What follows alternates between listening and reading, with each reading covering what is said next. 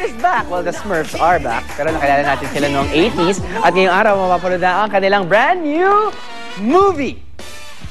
At, syempre, pati sa mga collectibles. Bida rin ang Smurfs. Yan ay papakita sa atin ni Miss Grace Marceliana, Associate Art Director ng K-Zone Magazine. Good morning, Smurfette! Good morning.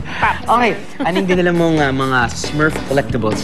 Yes, ito yung mga collectibles na to. Meron tayong talking plushies na Smurfs. Ayan, Okay. pag prines mo, magsasalita sila. Alright. Tapos mga mini figurines. Tapos, meron tayong model ng mga mushroom-like na bahay ng mga Smurfs. Para sa mga nakakakalimot or sa mga baguhan lang pagdating sa Smurfs, ano ba yung mga iba't ibang characters? Sino sila? Kasi yung mga characters ng Smurfs, yung names nila based usually sa mga personalities nila. Okay. So, we have here si Papa Smurf. Siya yung... Papa Ball. Yes. Siya yung leader ng buong Smurf Village. Tapos, nandyan din si Clumsy Smurf, yung madalas siya madapa, magkamali. Alright. Tapos, Sino yung nakasalamin? si Brainy Smurf, siya yung pinakamatalino sa village nila. Alright. And then, nandyan din si Smurfette, yung nag-iisang girl sa village nila. Yes, sexy Tapos, blue Hindi thing. ba ito girl? Si Vanity Smurf? Vanity Smurf. Smurf. Tinatanong ni Luan kung girl ba siya o Actually, Kalahating girl. boy siya. boy. Na, Boy siya. Vain lang. Oh, Na vain lang siya. Oo. Kumbaga metrosexual siyang Smurf. Ang mga Smurf ba nagsisurf? Hindi, bakit nga ba blue ang mga Smurfs? Well, yung mga Smurfs kasi, distinct sila because of their blue skin, di ba? Correct. So, pwedeng ina-attribute kasi yon dun sa magical powers na meron sila. Actually, I was researching on it and then may nagtanong, why are Smurfs blue? Well, because they have blue genes. Tama nga naman. Kumbaga parang, why are we flesh-colored? Because we have flesh-colored. Anyway, going back. Okay. Sorry. It's just so fascinating. Okay. And then, kailan showing ang Smurf? Today. Today. Right? Yes. Okay, and then? And yes. Okay, hindi. May something new ba sa Smurf ngayong muli silang nagbabalik sa pamamagitan ng isang movie, right? Tell us more about the movie.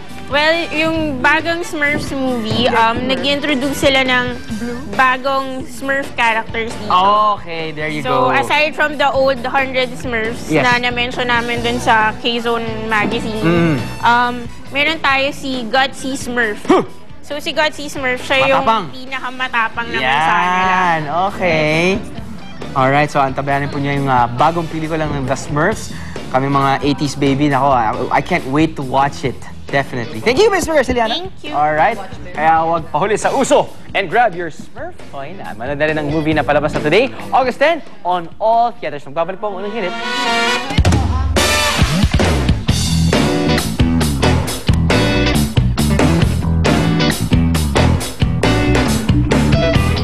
Unang hirit would like to thank Ensha by Lacedia. Unang hirit, ang saya-saya doon. Unang hirit, ang saya-saya.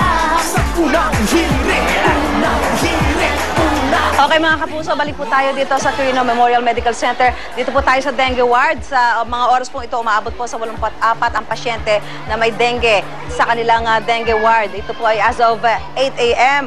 Alam niyo po, meron dengue ward yung nakikita ho ninyo. Bukod doon sa mga kama talaga dito na 90 beds lang yung capacity, nagkaroon na sila ng mga folding bed dahil nga ho sa dami ng mga pasyente dinadala dito na may dengue. Siyempre, meron din ho sila ng dengue fast lane kung saan doon ho nagkakaroon ng at tinitingnan nila, no, kung ina-assess nila kung ang isang pasyente, ang isang dinadala dito ay kailangan i-admit o pauwiin. Ayan. So ngayon, kausapin ho natin itong si Race Joy Nersales. Siya po ay 14 years old, taga Barangay Loyola Heights. Nagkaroon ho siya ng dengue. Ano yung naranasan mo, Race Joy? Masakit yung ulo. Nahihilo. Ilang beses ka nagkalagnat?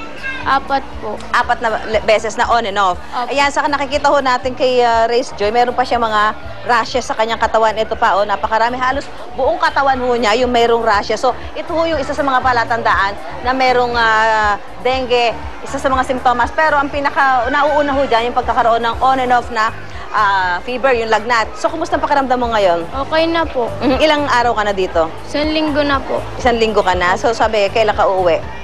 Wala pa pong sinasabi. Wala pang sinasabi. Siguro nga dahil meron pa siya mga rashes sa kanyang katawan, so kailangan humupa muna. Itong mga rashes na ito, baga siya payagang umuwi ng mga doktor dito sa Quirino Memorial Medical Center. Maraming salamat, Race Joy. Maraming salamat po. So yun po mga kapuso, na importante kung alam mo natin kung paano iiwasan ng sakit na dengue.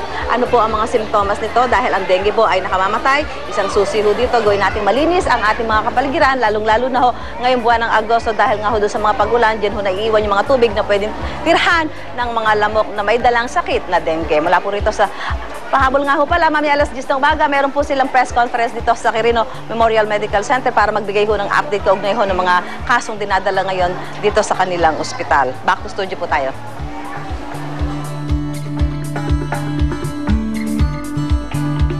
Unang hirit, ang saya-saya. Sa unang hirit, unang hirit, unang hirit. Masarap ang gising tuwing umaga Kanan ng mga anak natin.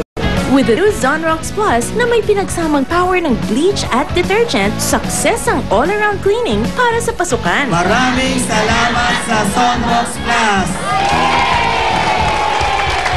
Ka-join ka sa magagandang morning kabarkada ng Unang Hirit at Listerine Total Care.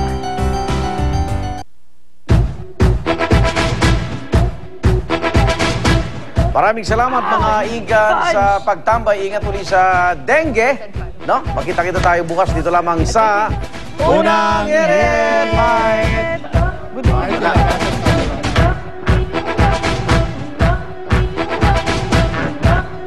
Ang programang ito ay inihatid sa inyo ng Mercury Drug. Gising 24 oras sa mga piling lugar.